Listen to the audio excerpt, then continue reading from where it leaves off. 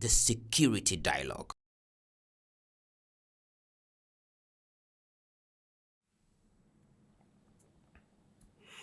Assalamu alaikum wa rahmatullahi wa barakatuhu. I welcome you to the Security Dialogue on Muslim Television Ahmadiyya International. My name is Sadiq Educhum.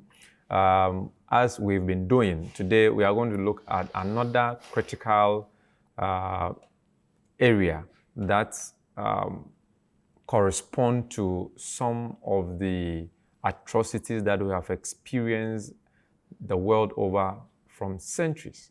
And that I have in the studio Molvi Omar Jesse, who is the coordinator for Review of Religion Ghana.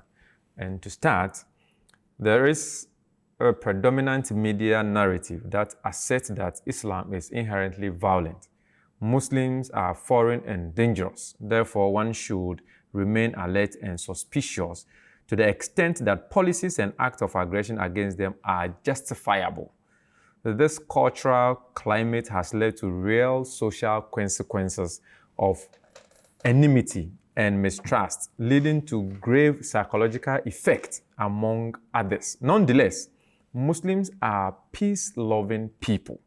And on this very score, we are going to look at damaged identity, the response of Islam, or Islam's response. And once again, I have here Molvi Omar Jesse, who is the coordinator of Review of Religion Ghana, to help me deconstruct and for us to understand what it is when we say damaged identity from the view or from the responses of Islam. Molvi Saab, you are welcome once again onto the show.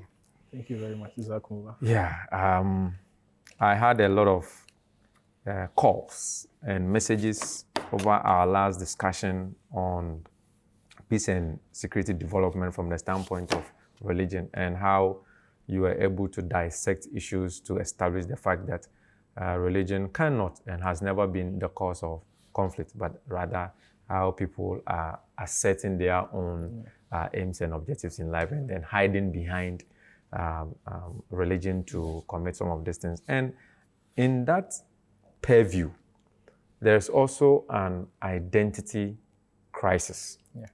Because Islam, when you say you are a Muslim, you are identified or associated with Islam. When you are associated with Islam, then you are associated with Prophet Muhammad Sallallahu Alaihi Wasallam, and then the Advent, that is Hazrat Mirza Ghulam Ahmed, you know, down to yourself. Because if you are a movie, you are my leader. So when I associate myself with you, what kind of identity am I associating with? And that's what we are going to talk. So when we talk about Islam, what is Islam and who is a Muslim? Jazakumullah once again for the wonderful opportunity given me. I hope and pray that I'm able to do justice, inshallah. So, Islam in itself is a religion, established by Allah the Almighty. It was brought by Allah the Almighty. And the name Islam was given to the Holy Prophet Muhammad sallallahu alaihi wasallam as the name that Allah the Almighty has selected for him to be given to his religion now, because we had people, the prophets, the past prophet before the Holy Prophet Muhammad sallallahu alaihi wasallam, who also were Muslims in one way or the other because of their submissiveness to the will of Allah the Almighty. So we look in the Holy Quran where Allah the Almighty says, Al-yawma akmaltu lakum dinakum wa atmamtu alaykum ni'mati wa raditu lakum al-islam dina. So in a nutshell here, Allah the Almighty mentions that now Allah the Almighty has perfected his religion for you, and then he has selected Islam for you as your religion. So that was to the Holy Prophet Muhammad sallallahu alaihi wasallam. Now, giving the Holy Prophet Muhammad sallallahu alaihi wasallam, Islam in itself, the word Islam comes from the word salama, that is sin, lam, and then mim, which means, peace, submissiveness, wholeness, and a whole lot. So Islam, as we all know, or as most of us are aware, is peace and total submission to the will of Allah. That is, someone gives his whole life, his whole body, to Allah the Almighty, that whatever Allah the Almighty wants from him, it's what he's going to do. Now, if someone is able to live his life according to this, then that person will be called a Muslim. So a Muslim is someone who follow Islam, and Islam means peace and then total submission to the will of Allah the Almighty. So you cannot be a Muslim without being peaceful, right? You cannot submit yourself to Allah the Almighty without being peaceful. So it goes hand in hand. They are together. One cannot be removed, and then you say you practice one and then you leave the other. So you have to, give your whole life for Allah the Almighty. Now, this same Islam, the Holy Prophet Muhammad sallallahu alaihi wasallam, who is a perfect example for all of us, explained Islam in a different way. He also talked about someone who can call himself a Muslim, and he says, "Al-Muslim man salim an-nasu min lisanihi wa yadihi."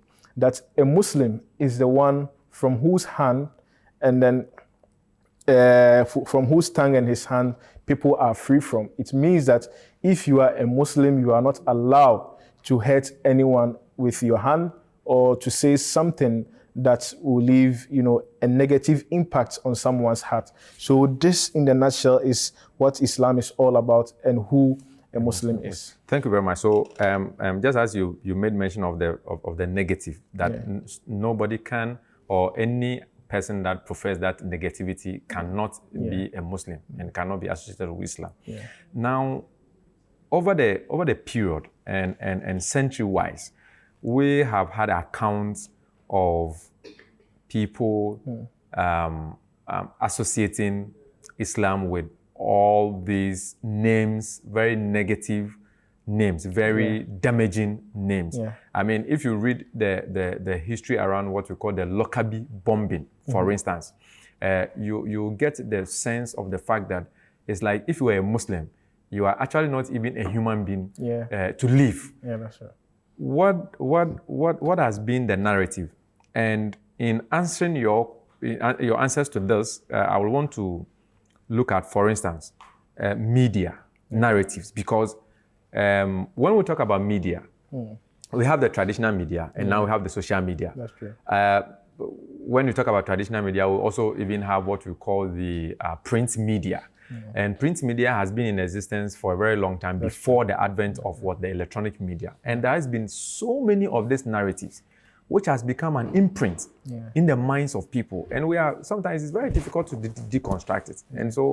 And this has become a security challenge, because identity itself is one of the dangerous elements when it comes to causative agents of security or conflict, and then all the wars that we are even fighting. So, one, we'll look at the narrative from the media and how the responses has been over the years. We want to look at also the identity construct, how people have viewed Islam and its practitioners. And then we want to look at the consequences that it has on society, moving away or establishing the true sense of Islam when it comes to peace and security. Yes. Thank you very much. So first of all, what I will say is that the fact that Islam is giving that name or giving that picture is not something new. It has happened to all the major religions, when they came at first, I mean, everyone, naturally, human beings or mankind, they hate what we call the truth. And so when they think that what you are bringing will override what they've been taught from the previous years, or what they've listened or what they've learned from their traditions, then automatically they begin to hate you. And this is what we see in history. Christianity also went through the same path, where they were hated and then they were persecuted for holding their beliefs of being Christians. And so Islam also has gone through the same process. And this is what we find ourselves in right now, because it is believed that Islam is, as most of us will say, the last religion, if I may put it that way. So we are still facing that challenge right now. So the teachings of Islam, as taught us by the Holy Prophet Muhammad sallallahu alaihi wasallam, was in its original form. In its original form can be found in the Holy Quran, right? And then the Holy Prophet Muhammad sallallahu alaihi wasallam gave us that example in his own life, how he practicalized everything in front of his companions, and they also did their best to pass it on to those who followed them. But as I mentioned in our previous program, after the demise of every prophet, years or centuries after them, then people start declining. They start moving away from that teaching, that original teachings of the prophets. And so that happened in the case of the Holy Prophet Muhammad sallallahu alaihi wasallam. And he had also mentioned in his prophecies that this time is certainly going to come. This time is certainly going to dawn on Islam, where Islam will be given that name, right? And then one is the action of the individuals themselves. Those who have been given the title of being Muslims, those who call themselves Muslims, will, number one, act in a way that will contradict the teachings of Islam.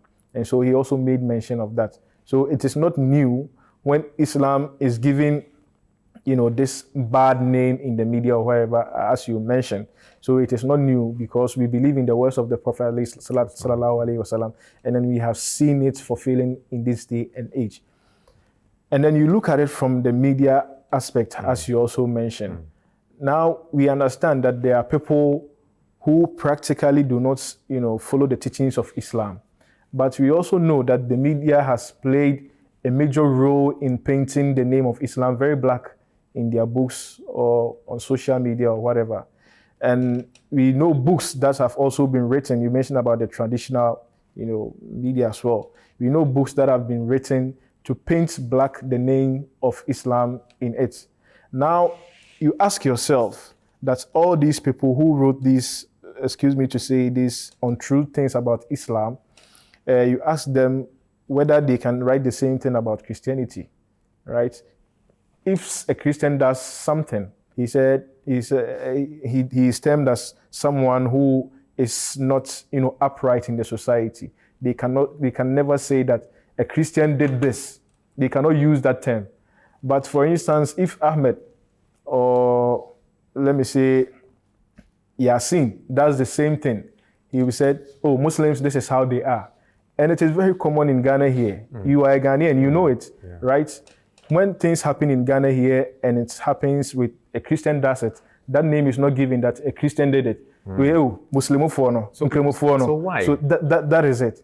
So this is what we have to ask those people. Why do they want to defame Islam? Why do they want to defame the religion of Allah the Almighty? That is because I told you, in history it is proven that people are naturally against the truth. They also fear the unity of Islam, because the unity of Islam back at the time of the Holy Prophet Muhammad sallallahu alaihi wasallam was very strong, that it conquered nations, right? And so they are afraid of that unity.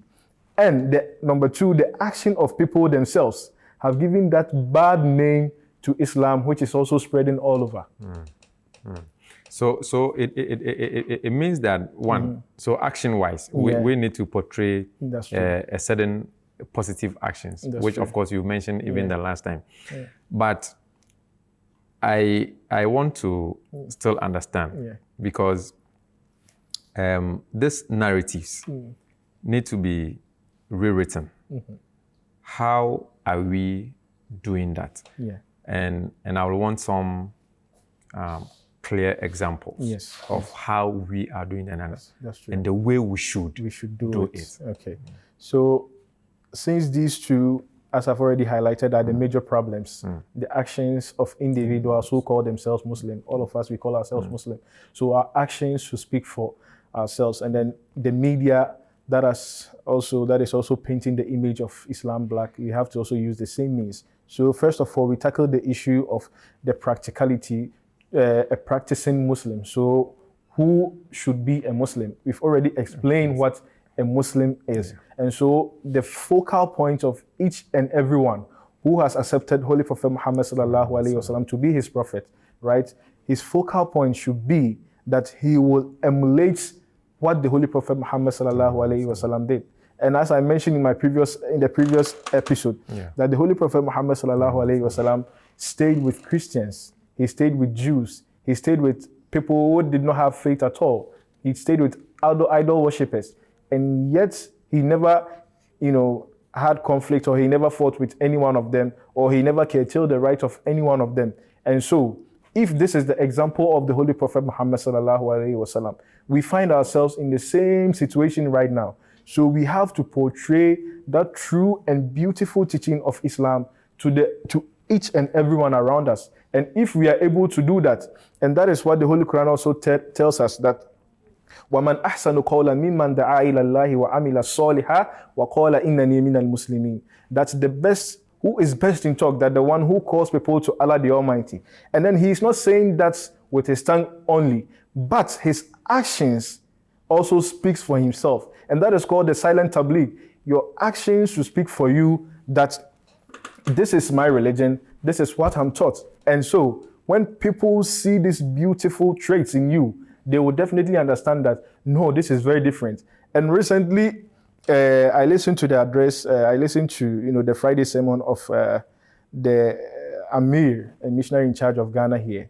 And then he mentioned something very beautiful. And we all understand, we've all seen it, that the society in which we are, when you are an Ahmadi, each and every person around you sees a difference in you. And then he will even start to compare you with other people. Say, you are a Muslim. Your Islam is very different, right? People really say it. Yeah, it's true. Yeah, it's true. People really say your Islam is different. Yeah. It seems that people find comfort when they are around you. They feel that they are secured when they are around you. But on the contrary, when you go with them, you do whatever you want to do with them, and then you see Ahmadis and you say, hey, these people are my people. They will say, you are never an Ahmadi. We've never seen that thing in you. So that is what we want to preach to the world. Wow. We have to be, practical examples of the Holy Prophet Muhammad sallallahu alaihi wasallam, practical examples of the Holy Quran. And this is what we should try to do. And then when we are able to do that, we definitely become examples for those around us. You talk about the media, right? You talk about the media. And Allah the Almighty has taught us a very nice way of preaching to the world. He said, "Ud'u ila sabili rabbika bil hikmati wal maw'izati al hasana." That you should call people in the way of Allah the Almighty. First of all, with what? With wisdom, right? Now the media that is attacking, the holy personage of the Holy Prophet Muhammad sallallahu alaihi wasallam, they are attacking Islam, they are attacking the Prophet alaihi salatu wasallam, they are attacking religion itself.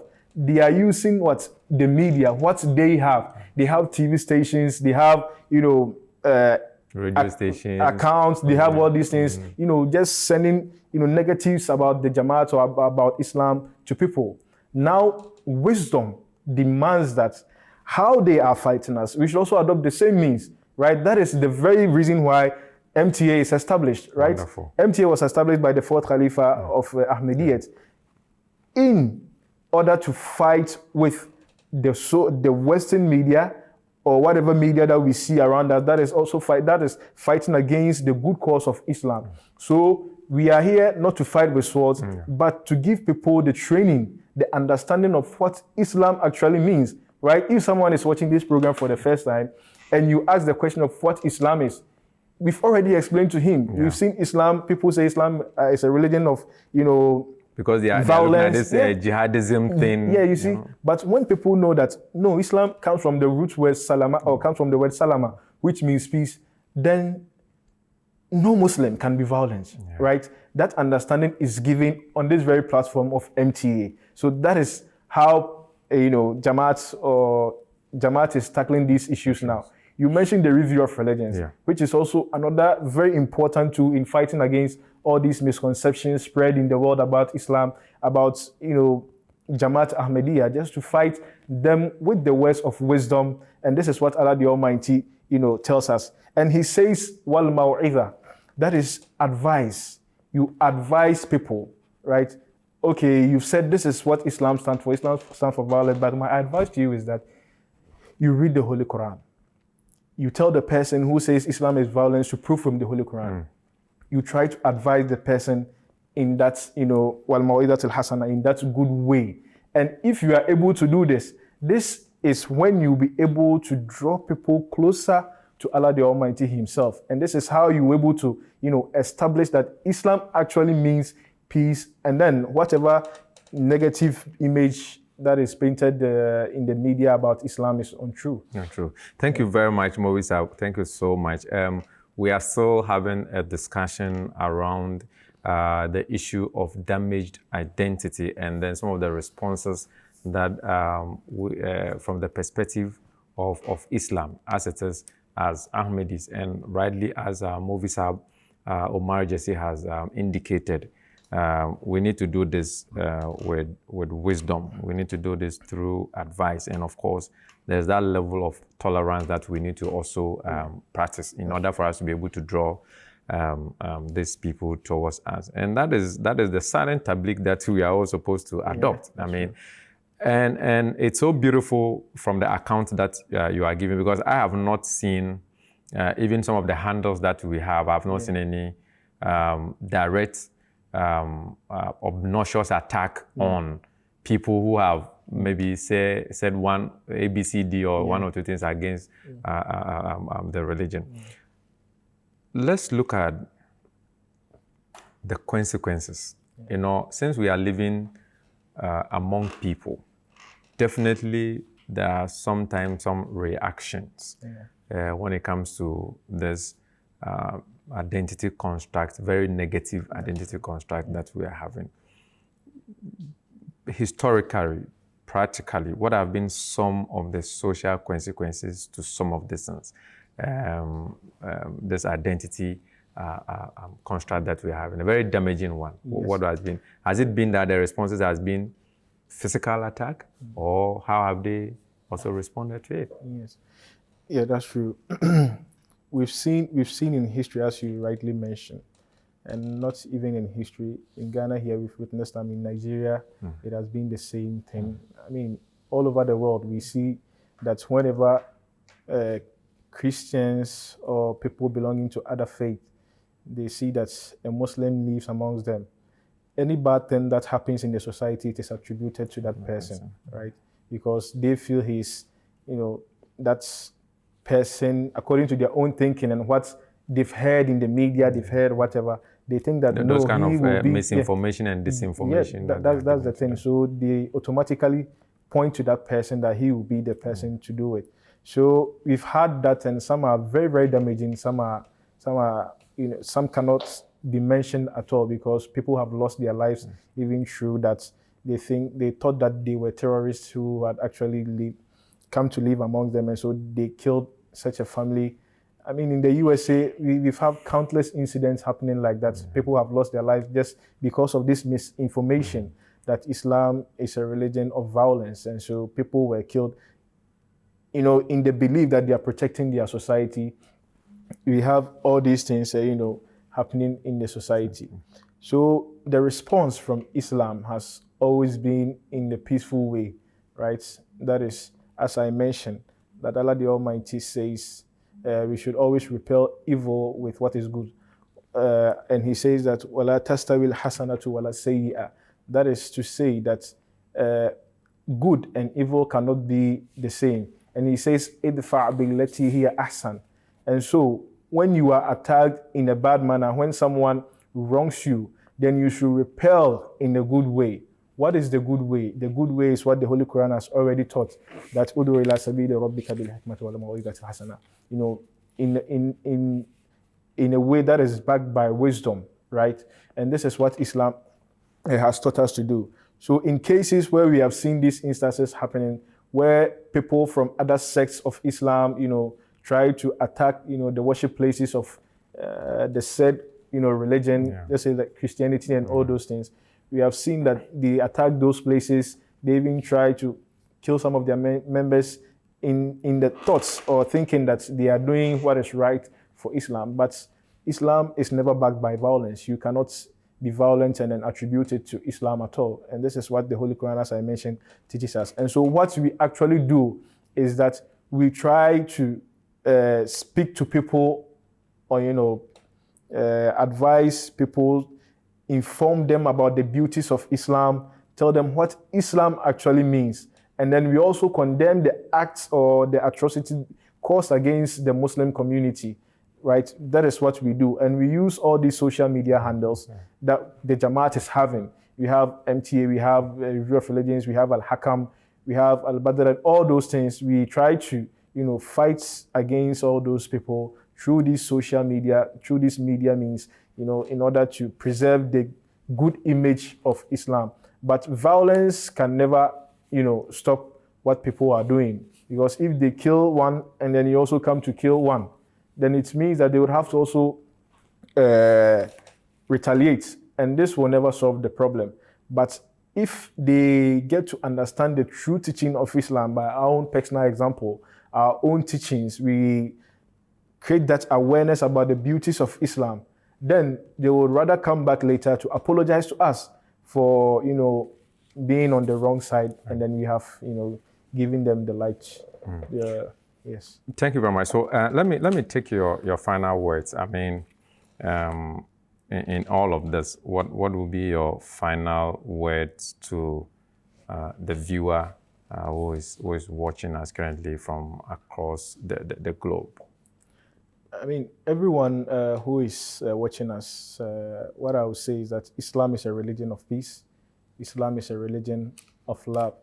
But having said that, it's not enough. We have to also show it with our own practical examples. And I remember once someone asked His Holiness, Hazrat Khalifatul Masih al-Khamis, that how do we establish justice in the world? And Huzur, in simple terms, answered, it was a lady, she said, Huzur told her that you start from your home. And the lady couldn't get it, right? But that was the simple answer given to her.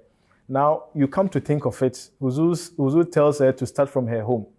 You imagine being a true Muslim, right? You say you are a practicing Muslim. You start from your home. You try to admonish people around you, those in your house, those in your home. You try to advise them what Islam is. You practice it yourself, right? From the home, it expands to the society. The society starts benefiting from you. They see your practical example. And then from the society, it goes beyond the society, it goes to the whole country. And then from that, it moves from nation to nation, from continent to continent. And then that true picture of Islam will be established. Thank you so much. Movi Omar Jassis Saib is the coordinator for the Review of Religion Ghana. And indeed, it's been a wonderful discussion. Few things that I picked from his submission.